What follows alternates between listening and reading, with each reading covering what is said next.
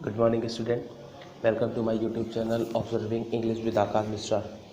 आज क्लास 12 की हम लोग पोएम नंबर 4 डिस्कस करने वाले हैं, जिसका नाम an elegy written in a country churchyard, जिसके राइटर थॉमस ग्रे हैं।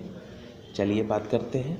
तो इसमें एक्सप्लेन नंबर 1 जो दे रखा है, the curfew dash dash to me तक दे रखा है, जैसा कि रेफरेंस हम लोग अभी तक करते आए हैं। These lines have been taken from the poem. आप यहाँ देख सकते हैं मैंने केवल कॉमा इन्वर्टेड कॉमा लगाया हुआ है, क्यों? क्योंकि यहाँ पे यही पोएम आने वाली है। तो these lines have been taken from the poem an elegy written in a country churchyard compose by Thomas Gray. Context किसकी अगर हम बात करें तो context in this line the poet describe the evening scene of a village. जो कवि है वो डिस्कस कर रहे हैं शाम का समय, सीन है ऑफ अ विलेज, कहाँ का? गांव का। तो एक्सप्लेन क्या लिखा है, the evening bell can be heard. जो शाम की बेल है वो सुनी जा सकती है, रिंगिंग इन द चर्च। कहाँ पर? चर्च में, या ऐसा कह सकते हैं गिरजाघर से संध्या की घंटी, शाम की जो घंटी है उसकी आवाज़ सुनाई दे रही है। It is telling people that the day has ended and the evening has set in. ये क्या बता रही है? ये लोगों को ये बता रही है कि दिन समाप्त हो गया है और शाम हो गई है। आगे लिखा हुआ the cattles are returning home from the fields. जो चारागाह है, मतलब जो क्या होते हैं, जो जानवर होते हैं, the cattles are returning home, घर को वापस लौट रहे हैं, फ्रॉम द फील्ड, कहाँ से? खेतों से। द फार्मर का मतलब किसान, आफ्टर वर्किंग हार्ड, कठिन परिश्रम कर कर, इन द फील्ड, खेतों में, whole day slowly walking towards their home, वो भी अपने घर की ओर वापस आ रहे हैं। आगे लिखा हुआ है there will soon be darkness all around. थोड़ी देर बाद पूरे चारों तरफ क्या हो जाएगा? अंधकार हो जाएगा। And the poet will be left alone in the darkness, और वहाँ पर कवि क्या रह जाएगा? अकेला रह जाएगा। उसी तरीके से एक्सप्लेन नंबर 2 की बात करते हैं, जो शुरू हमारा कहाँ से है? बिनी से लेके डैश डैश डैश स्लीप तक। तो कॉन्टेक्स्ट में क्या करना है? रेफरेंस तो एस स्टैंजा नंबर 1 लिखा हुआ है। कॉन्टेक्स्ट क्या है इसका? The poet looks at the dimly lit grave stones but none of the grave look impressive. कहने का मतलब इसका क्या है? जो कवि है वो धुंधले प्रकाश से प्रकाशित है। वो किसको देख रहे हैं? समाधि पत्थर को देखते हैं, लेकिन कोई भी कब्र प्रभावशाली नहीं दिखाई देता है, या कोई भी जो कब्र है वो प्रभावशाली नहीं दिखती है। अब इसके एक्सप्लेन की तरफ चल, तो इसका एक्सप्लेन जो लिखा हुआ है most of the people buried in the graveyard of the church are poor folks from the village, so their tombstones are just simple रफली carved stones। मीन्स क्या बताया गया है? चर्च के जो समाधि स्थल हैं उसमें दफनाए गए अधिकांश लोग, ज़्यादातर जो लोग हैं गांव की, वो गरीब जनता थी। लिखा हुआ है चर्च आर पुअर फोक्स, गरीब जनता थी, इसलिए so there tombstone are just simple रफली कर्व्ड स्टोन। कहने का मतलब इसलिए उनके समाधि जो पत्थर हैं वो अत्यंत साधारण हैं और काम चलाऊ ढंग से पत्थर थे। आगे लिखा हुआ है on these Graves of the villagers the earth in loose and broken and they are covered with wild grass। means ग्रामीण जो गांव के लोग थे, इन कब्रों के नीचे की मिट्टी उनकी ढीली होती थी और खंडित हो गई थी। जब बहुत ज़्यादा कब्र हो जाती है तो वो क्या हो, नीचे मिट्टी हो गई थी, ढीली हो गई थी और खंडित हो गई थी, मतलब खराब हो गई थी, और उस पर जंगली घास उगाई थी। आगे लिखा हुआ है the poet begins to imagine. अब कवि जो सोचना शुरू करता है, the kinds of lives these dead people probably led. कहने का मतलब अब कल्पना किस बात की कर रहा है कि जो ये मृत लोग हैं किस प्रकार के जीवन व्यतीत किया होगा। आगे लिखा है he plunges to deliberate upon the lips of modest forefathers of the hamlet. कहने का मतलब है वह गांव के सीधे साधे जो पूर्वज थे, फोर फादर का मतलब होता है पूर्वज, उनके जीवन के विचार अब किसके बारे में सोच रहा है? उनके फोर फादर मतलब पूर्वजों के बारे में अब सोचने लगता है। क्या विचार कर रहा है, क्या सोच रहा है? लिखा हुआ है which makes him understand the irrecoverable nature of death, के जिससे कि उसके मृत्यु अटल सत्य को समझने में मदद मिल सके। यहाँ पर पोयम में सबसे पहले किसको देख रहा है, ग्रेव स्टोन्स, मतलब कब्रों को देख रहा है। कब्रों के बाद उसने क्या सोचा कि जो लोग इसमें दफन हैं उन्होंने कैसा अपना जीवन व्यतीत किया होगा। उसके बाद उससे सोचने से पहले वो उनके फोर फादर्स, उनके पूर्वजों के बारे में विचार करने लगा। आइए चलिए डिस्कस। थर्ड एक्सप्लेनेशन जो आपका दे रखा है वो breezy dash dash dash slowly back तक दे रखा है। तो रेफरेंस आपका वही रहेगा, रेफरेंस सेम है। कॉन्टेक्स्ट की बात करते हैं हम लोग, तो कॉन्टेक्स्ट में क्या लिखा हुआ है, the poet talks about the list grave stones of the poor. वही जैसा लास्ट मैंने पैसे में बताया है, जो कवि है वो धीमी रोशनी से प्रकाशित गरीब लोगों का समाधि प्रस्तर को बात कर रहे हैं। तो चलिए एक्सप्लेनेशन देखते हैं। The poet says that the forefathers of the poor villagers, the poet says that, कवि कहते हैं the forefather of the poor villagers, जो निर्धन गांव वालों के पूर्वज हैं वो of the poor villagers are sleeping soundly in their humble graves, वे अपने दीनहीन कब्र में गहरी मतलब बहुत गहरी नींद में सो रहे हैं। आगे लिखा हुआ है the morning is pleasant, the morning is pleasant and the morning is pleasant and a light breeze is flowing with a fragrant smell, means खुशबूदार हवा के साथ जो सुबह है बहुत ही आनंददायक प्रतीत हो रही है।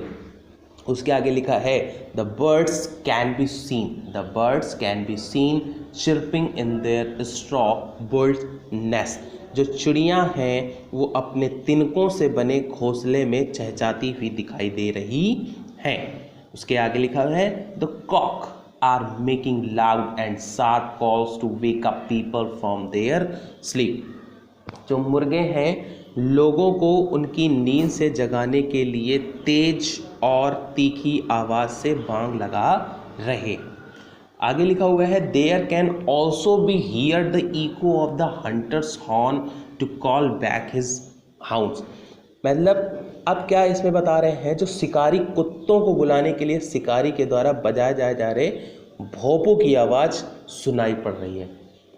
सबसे पहले इस पैसेज में उसने क्या बताया है, जो सुबह है वो आनंददायक है, किसके साथ, ठंडी हवा के साथ। चिड़िया जो हैं वो अपने तिनकों से बने घोंसलों में चहचहा रही हैं। फिर क्या बता रहा है, जो मुर्गा है या जो मुर्गे हैं वो लोगों को जगा रहे हैं बांग देकर। तीसरी चीज़ बताई उसने, शिकारी जो कुत्ते हैं उनको बुलाने के लिए शिकारी क्या बजा रहा है, भोंपू की आवाज़ सुनाई दे रही है, प्रतीत हो रही है।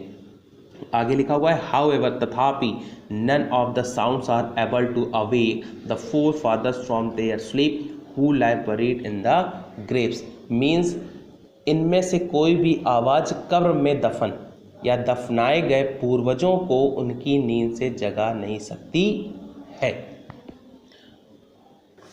अब एक्सप्लेन नंबर 4 डिस्कस करेंगे। एक्सप्लेनेशन नंबर 4 क्या है, जो शुरू है लेट नॉट एम्बिशियन से लेकर या let not that as the poor, आप देख सकते हैं लिखा हुआ है। तो इसके कॉन्टेक्स्ट की बात करें, the poet move on with the tone of moralising and advising the rich high and the haughty not to mock at the simple joys of the man buried in the churchyard or belittle their inspectacular labor, means जो कवि हैं वो धनी, लिखा हुआ है देखिए, मोरलाइजिंग and advising the rich, धनी कॉमा हाई, हाई का मतलब यहाँ पर क्या है, धनी साफ साफ बता रहे हैं, धनी और उच्च एवं अभिमानी लोग को उपदेश दे रहे हैं या सलाह दे रहे हैं या बताने की कोशिश कर रहे हैं कि कब्रिस्तान में दफनाए गए लोगों की साधारण खुशियाँ, लिखा हुआ है simple joys of the man buried in the churchyard, जो सिंपल खुशियाँ हैं या जो उनकी साधारण खुशियाँ हैं वो क्या हैं, लिखा हुआ है और बिलिटिल देयर स्पेक्टुलर लेबर, कहने का मतलब है उनके साधारण परिश्रम का हमें मजाक नहीं उड़ाना चाहिए। चलिए एक्सप्लेनेशन की बात करते हैं। लिखा हुआ है द पोइट सेज दैट, क्या लिखा हुआ है, द पोइट सेज दैट, जो कवि हैं वो कहते हैं, क्या कह रहे हैं, who are buried were very simple and poor people, साफ बता रहे हैं, कवि कह रहे हैं कि जो दफनाए गए लोग हैं बहुत ही साधारण हैं और निर्धन हैं, निर्धन मतलब गरीब हैं। आगे लिखा हुआ they worked hard to live a simple and humble life, उन्होंने जीवन बिताने के लिए, जीवन जीने के लिए कठोर परिश्रम किया है, वे सरल और साधारण जीवन बिताने के लिए। आगे लिखा हुआ है the labour of these poor folk though low, कहने का मतलब है इन निर्धन लोगों की जो परिश्रम मतलब जो निम्न है, सिंपल सी है, साधारण सी है। Fate never favoured them, fate never favoured them मतलब भाग ने कभी उनका साथ नहीं दिया।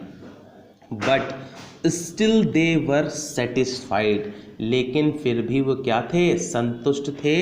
आगे लिखा हुआ है संतुष्ट थे। This the history of their life is necessarily brief and uneventful, कहने का मतलब उनके जीवन का इतिहास आवश्यक रूप से कैसा, उतार चढ़ाव में पूर्ण था, कभी खुशी थी कभी दुख था।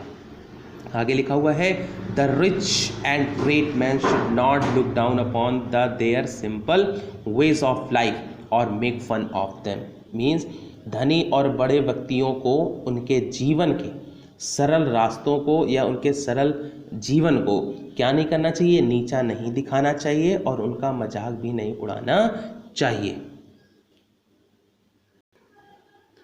And the last passage of this poem क्या है, the boast dash dash dash great.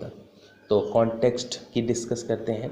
Context क्या है, the poet advises the rich, जो कवि है वो सलाह दे रहे हैं किसको, अमीरों को, हाई उच्च, and the haughty people not to make fun of the simple joys of the poor people, means वो सबको सलाह दे रहे हैं कि हमें जो कब्र में दफन है उनका मजाक नहीं उड़ाना चाहिए। तो now discuss explanation. The poet says that nothing is everlasting, कवि जो कह रहे हैं कि कुछ भी शाश्वत नहीं है। क्या शाश्वत नहीं, तो आगे लिखा है he says that one should not be proud of his birth, कि किसी को भी अपने जन्म पर क्या नहीं करना चाहिए, जन्म पर गर्व नहीं करना चाहिए। आगे लिखा हुआ है इन अ रिच फैमिली, वो बड़े परिवार में पैदा हुआ, इसका भी घमंड नहीं करना चाहिए, और इज वेल्थ, और अपने धन का भी घमंड नहीं करना चाहिए। आगे लिखा हुआ है द पावरफुल कॉमा ब्यूटीफुल और the wealthy people should always remember, क्या कहने का मतलब उनका, इसी तरह से शक्तिशाली, पावरफुल का मतलब शक्तिशाली, खूबसूरत और धनी लोग को हमेशा याद रखना चाहिए कि लिखा हुआ है nothing can protect them from the जाज ऑफ डेथ, कहने का मतलब है कोई भी चीज़ मृत्यु के जबड़े से उनकी रक्षा नहीं कर सकती। आगे लिखा हुआ है they should not be too proud of their material possession because death is common to all, कहने का मतलब है उनके भौतिक संपत्ति पर उन्हें अभिमान नहीं करना चाहिए। क्यों, क्योंकि लिखा हुआ है death is common to all, मृत्यु सबके लिए समान है। आगे लिखा हुआ है नन कैन एस्केप डेथ, कोई भी न मृत्यु से कोई भी भाग नहीं सकता। डेथ नोज, मृत्यु जानती है। लिखा हुआ है no difference between the rich and the poor, the great and the humble, कहने का मतलब मृत्यु धनी और निर्धन, गरीब और बड़े और साधारण में भेदभाव नहीं करती। क्यों, क्योंकि death is common to all, मृत्यु सबके लिए क्या है, समान है।